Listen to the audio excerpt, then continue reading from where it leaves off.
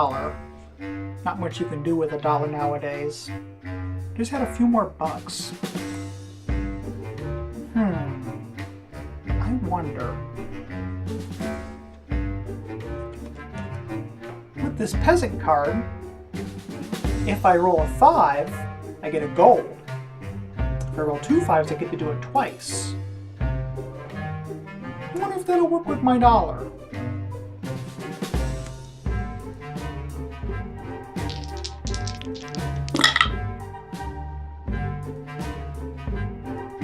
Oh. 2 5s. 2 more dollars. I wonder what else I can make. Let's find out in Valaria, Card Kingdoms.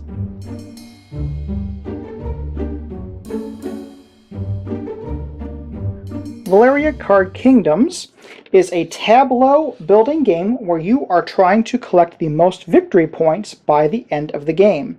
And if you have the most at the end of the game, well, you have won.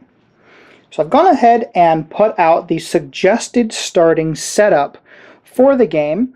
You can vary this. There are more cards in the base box, and you can switch this out if you get bored with this setup, but this is just the basic way how it suggests to start off when you're first learning how to play the game. So the first thing you're going to do is you're going to worry about this top row up here, and there are going to be 5 different sets of monsters that all come from different locations. So we have this one with a goblin on top, and the little symbol in the top corner tells you what set this is from. So these are from the hills. We have a skeleton set from ruins, treants from the forests, owlbears from the hills, and we have some dire bear and some other goodies from the mountains. Then the next 2 rows that you will set up will be your citizen rows. And in your citizen rows, you're going to evenly pick some of the different numbers, and they'll have each a number in the corner, and that is showing that the number that you have to roll to activate that particular citizen if you have that in your tableau. So we have clerics, merchants, mercenaries, archers, peasants, knights, rogues, champions, paladins, and butchers. Then below that we have some domains. Now the way you set up the domains is you're going to put 2 domains face down without knowing what they are, and then you're going to put 1 face up on top, and then this is one that you're able to acquire. You will also put out a number of these exhausted cards equal to the number of players in the game times 2. So I've gone ahead and put out 6 of these because I'm setting up for a 3-player game. You will also have your tokens off to the side there for everybody. You'll also have your dice ready. And then every player is going to receive a starter, peasant, and knight. Then also you're going to have 2 gold and 1 magic, because the yellow discs are gold, the blue triangles are magic. There are also some, where am I in the camera here? Some red shields, and those are for strength. And then you'll also be collecting these purple tokens, which also represent victory points. Victory points are also on some of the cards, so you'll be adding those together at the end of the game. And then you decide whoever is the first player, and they will take the first player marker. Now in this game, the first player marker doesn't get moved around or anything. This just lets you know if everybody has taken an equal amount of turns by the end of the game. You will also be dealt 2 random dukes from this duke deck. So let's see which 2 I received here. So I can have either Cornelius the Dreamer, and at the end of the game, I will score 3 victory points for every domain I have, and then I will score 1 victory point for every set of 3 of the different kinds of tokens I have. And you can have like 3 gold will still count as that. So multiples of 3 versus all of your tokens that you have. And then we have Elysium the Allsmith. So at the end of the game, you score 1 for every worker, I think it's a knight, thieves guild, or these are like clericy type people. And I get 1 for every set of 4 of the tokens. So depending on which one I want to do, I'm going to stick with Cornelius the Dreamer here because he has a pretty cool beard. So we're going to go ahead and take him. He is going to go face down so that nobody else sees what duke I have and what I'm going for some extra points at the very end of the game. So how the game will work is when it is your turn, you are considered the active player. So you're going to go ahead and you're going to roll both of these dice. Oh, a 5 and a 6. This is perfect. So, as the active player, what you're going to do is you're going to look at your card, and your card has 2 different things on the bottom of them, and you're going to look at all of your cards. So, first of all, you're going to look at each individual number. So, 5s are going to activate on this turn. So, my peasant is a 5, so he's going to activate. Since I'm the active player, you go ahead and look at this first column with the lone person right there, and you go ahead and you take that reward. Everybody else that is not the active player will go ahead and look at the other side of their card, and if they had any 5s, and of course you always start off with a peasant, they're going to look at the place with the multiple people, and they're going to do that very same action at the same time. So, because of this peasant, I receive 1 gold, and all of my other opponents will also receive 1 gold, since they all have a peasant. Then you look at the other number here, we have a 6, and hey, a 6 happens to be our knight. So, looking at the knight here, he says that as the active player, I receive 1 strength, and all of the inactive players will also receive 1 strength. So I go ahead and I take that 1 strength. Now, you go ahead and you add up the value of the 2 numbers here. So 5 and 6 equal 11. If we had any 11s in our tableau, they would go ahead and activate. So as an example, if I happen to already have this butcher right here, the butcher activates on an 11 or a 12, and if it was my turn, I'd be able to activate this ability, which says I'm going to get 2 gold for every worker citizen I have in my tableau, while everybody else would get 4 gold for activating a butcher if they had one. So now the dice have been rolled and everything has happened, we go on to the action phase. Now in the action phase, you can do you can do 2 of 4 different actions. So you can go ahead and try to slay a monster up there. Most of the monsters will take strength to be able to defeat them. You can recruit a citizen. You can recruit a citizen from these 2 different rows, and each one will have a value on them showing how much they cost for you to be able to recruit them into your tableau. You can buy a domain. And you can also, if there's nothing out there that you can do, or nothing that you can afford, nothing else that you want to do, you have your choice. You can go ahead and gain 1 gold, 1 strength, or 1 magic. Your choice. So, looking right up here, if I wanted to, I could go ahead and slay this goblin. This goblin requires only 1 strength for me to go ahead and defeat him. I do have 1 strength that I gained on that turn. I could do that. Or if I wanted to, I can go ahead and try to recruit a citizen. So let's just say, for example, I wanted to recruit another peasant. Now the way the cost works is you look right here, it'll say it costs 2 plus. Well, the plus is however many you already have in your tableau. So, because I already have a peasant, this peasant would cost me 3 to go ahead and recruit him. And also, if you happen to have more than 1, and I had rolled that 5 again, all of your peasants would activate on that 5. So you get to do the action twice, which is actually pretty cool. Also looking at all of the different citizens, all of them except for the starting citizens have symbols in the top right corner. And they tell you what kind of citizen they are.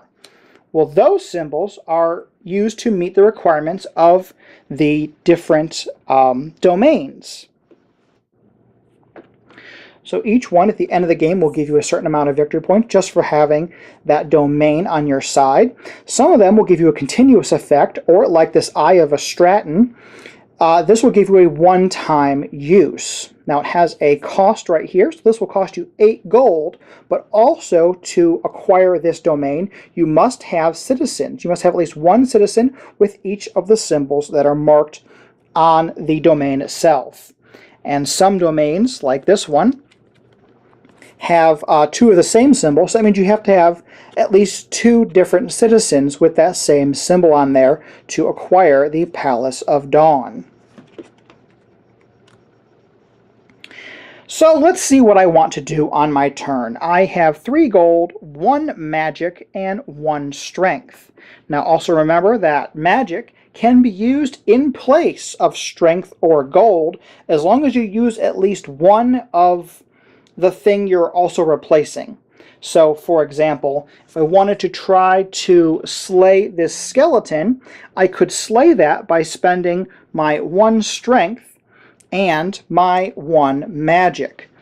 But I could not slay this goblin by just using the magic. I would have to use the strength to do so. And the same thing with the gold. So I think I want more citizens out here. I want more people. I really like more people. And honestly, one of my favorite citizens in this game is the rogue. And the reason I like the rogue is because the rogue is a 7. And as most of you know, on a 6-sided die, 7 is the most common value to be able to roll. So once we've done the individual die, you also add them up, and usually, more than not, I should say, you will get a 7. So I really like having those. So this 7 cost me 2+. I have no other rogues in my tableau at this time, so I'm going to go ahead and purchase this lone rogue for just 2 gold. So the gold goes back into the bank. I can go ahead and place out that rogue down into my tableau. So that is ready to go.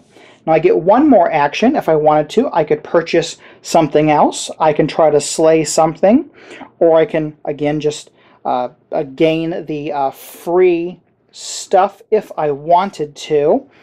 You know what? Actually, I think I am going to go ahead and I'm going to go ahead and I will slay this skeleton.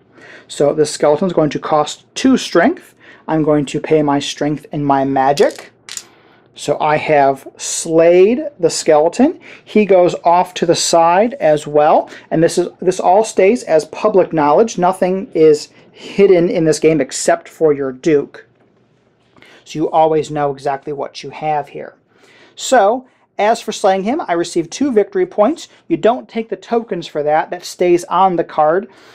And then I will receive 1 gold for slaying that skeleton. Now that I've slayed that skeleton, it actually unlocks whatever's below that, which is another skeleton. As you go further down in these piles, they become more and more strong. So just so you can show you in this skeleton deck here, there's another skeleton, there's another skeleton, but then we go into a flaming skeleton. Rah! So he is 5 to defeat him. He'll give you 3 victory points, and he gives you 1 gold plus 1 magic. And also he is a, what is this symbol? I don't remember. Let's look on my reference card here. He is a Titan. So some of the dukes might give you more victory points for every Titan that you have. So usually once you defeat the Titan, there is the boss monster, which in this case is the Skeleton King. And the Skeleton King will give you, takes 8 strength to defeat him. You get 4 for defeating him. And his really cool bonus is you get 2 for every ruin monster that you have already slayed and you have in your stack. So you want to kind of try to go through these stacks and slay as many of them yourself as you possibly can. So once your turn is complete, you go ahead and you pass the die to the next player. So they're going to roll, and remember, whatever they rolled, you get to activate on your tableau, including everything you just got that previous turn. So with this 5 and 2, my peasant would activate, and I would get 1 gold for that because I'm the non-active player. And then 5 plus 2 is 7. So my rogue would go ahead and activate. Because I'm not the active player, I would get 1 strength and 1 gold. If I was the active player, I would get 2 and 2. But still, you always get something on your turn. Now, if for some reason something was rolled and we didn't have anything, so let's just say we had a 2 and a 4. No. Let's just say a 2 and a 1 were rolled. So I don't have any 2s, I don't have any 1s, and I don't have any 3s. Now, because nothing came up, I didn't get anything, I get my choice of a gold, a strength, or a magic. So you always get something every turn. If you ever roll doubles on your turn, or anybody rolls doubles on their turn, all of those things will act twice, of course. So there is my peasant. I would activate him once for the first 5. Then I would activate him again for the second 5. And then, of course, this roll, any 10s would activate as well. So rolling doubles gives you that really, really cool ability to activate things twice, especially if you have a whole bunch of the same people. So let's just say I had stocked up on a whole bunch of peasants right there. So I have 4 peasants. If double 5s are rolled, guess what? I get to activate those peasants 8 times. So that is a way to get some buku resources for the end of the game. Now, speaking of the end of the game, how do we know when the game ends? Well, there's a couple different ways that trigger the end of the game. If all of the monsters have been slain and there are no monsters left, you go ahead and say that triggers the end of the game. You will continue the round until everybody has taken an equal amount of turns. If, when a deck of cards runs out, you end up putting the last exhausted card out, because whenever a deck is exhausted, you go ahead and put out one of these cards. If the last one is ever used, that will trigger the end of the game. Or if all of the domains are gone, that will also trigger the end of the game.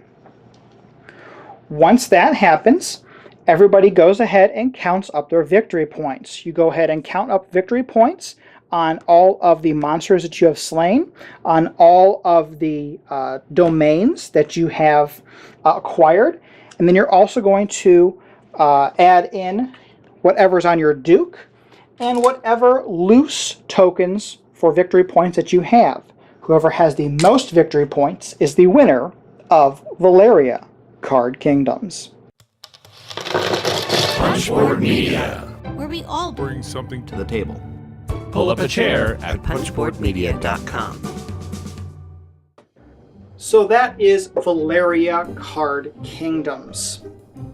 So last year's Origins 2017, I went over to the Daily Magic Games booth and was able to receive this copy of the game as a review copy to try it out and make this video. Sorry it took so long. Now, I knew nothing about the Valaria franchise. I had never heard of the game, so I was going into it pretty much blind. So when I got home and we started to break it down and figure out how the game played, I fell in love with it completely.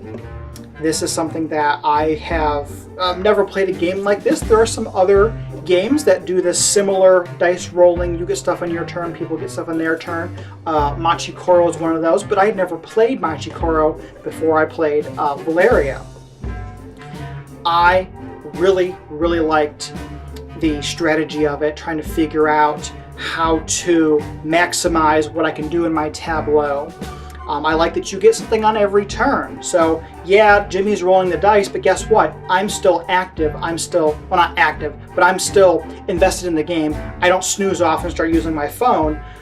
Stuff's still happening, so I can still strategize and figure out what I need to do. It really keeps all the players engaged, and I really, really like that. I have actually liked this game so much that I went out and actually bought some of the expansion packs. I went ahead and backed the Kickstarter that just ended a couple weeks ago, so I have all of that stuff coming, and actually the rest of the expansions that I didn't have just arrived today in the mail. So this is one of those few games that I am all in. I love this series. Anything that they're going to make for Valaria Card Kingdoms is definitely going on my buy list, and I will get it as soon as I am able to. It is a lot of fun. The base box fits everything really nicely. When you buy these extra things, they have the little card, the little thingies, so that way you can organize everything in the box. The box insert is fantastic. I'm not a big fan of the art on some of the different characters. I think they have some, like, their eyes just kind of disturb me. But a lot of the other art, especially the domains and the monsters that you're trying to kill, those have some really fantastic art. I'm just not a big fan of the eyes on some of the citizen cards, but that is just a minor gripe with this game. This is something that I love playing. I will suggest playing it.